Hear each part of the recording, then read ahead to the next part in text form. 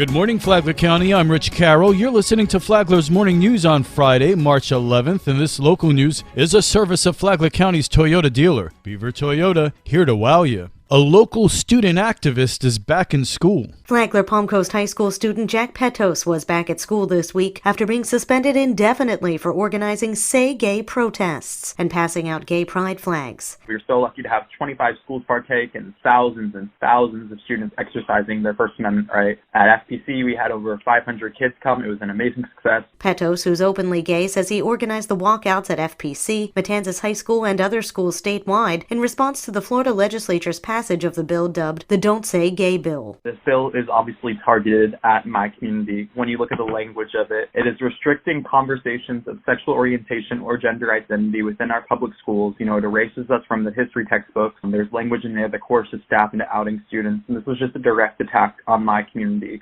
LGBTQ plus youth already face so many struggles, and we shouldn't be trying to limit our existence from our curriculum, and we shouldn't be eliminating the safe space that school provides for these children. Petos says he'll continue to be an advocate for LGBTQ students, and he's requested a meeting with Governor Ron DeSantis, who intends to sign the bill. You're a first-hand account of how this bill will target people like me, hear from a student in that community, and I have not heard anything back from the governor yet. It was about 3 days ago. He has received plenty of traction on Twitter. I'm sure they've seen it, but I've been ignored, which is just clear that they don't want to listen to the people this bill is targeting. More than 7,500 students signed an online petition demanding that Petos' suspension be rescinded. He was permitted back at school after less than 2 full days. A school spokesman says the petition had nothing to do with the administration's decision.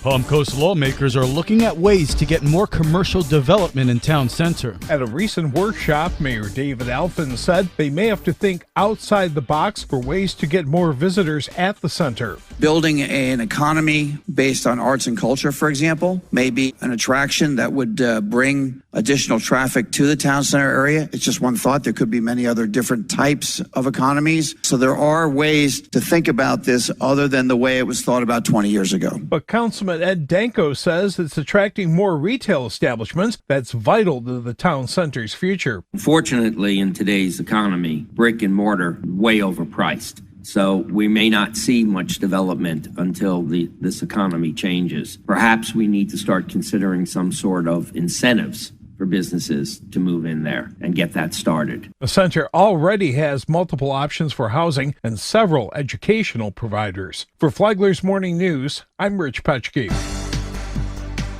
3 Palm Coast men are arrested in connection with a burglary. 3 Palm Coast residents are in the Sheriff Perry Hall inmate detention facility on $3,500 bond each after Flagler County Sheriff's Office deputies found them illegally occupying a Palm Coast house. Flagler County Sheriff Rick Staley. A neighbor in the W section of Palm Coast followed our See Something, Say Something initiative and called us about a suspicious incident at a neighbor's house. Deputies made 3 arrests, charging all with burglary. Great job by our neighborhood using guardianship policing. Sheriff Staley says protecting our homeowners and their property are duties we take very seriously. For Flagler's Morning News, I'm Karen Johnson.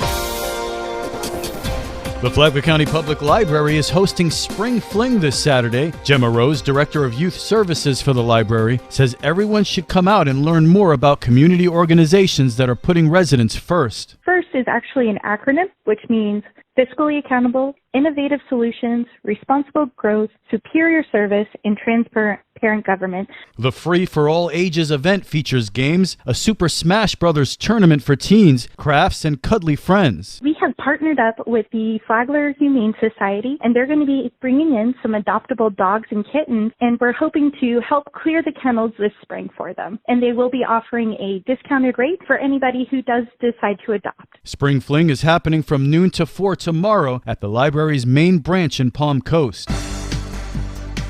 How much should a person spend on housing? Sandra Shank says it's the same whether you're buying or renting. If you're spending more than 30% of your income on housing, then you are not living affordably. I've met people who typically they were able to pay all of their bills. They did not consider themselves to be someone that would be seeking affordable housing. But again, if you're paying more than 30%, you are. Shank, Amanda Beavis, and Shaniqua King all encourage anybody who needs help with rent or mortgage payments and utilities to seek that help through the state or through Flagler County. Listen to Lifeline Saturday mornings at 9 here on WNZF and anytime on the Flagler radio app. From the WNZF newsroom, I'm Deb Albertson.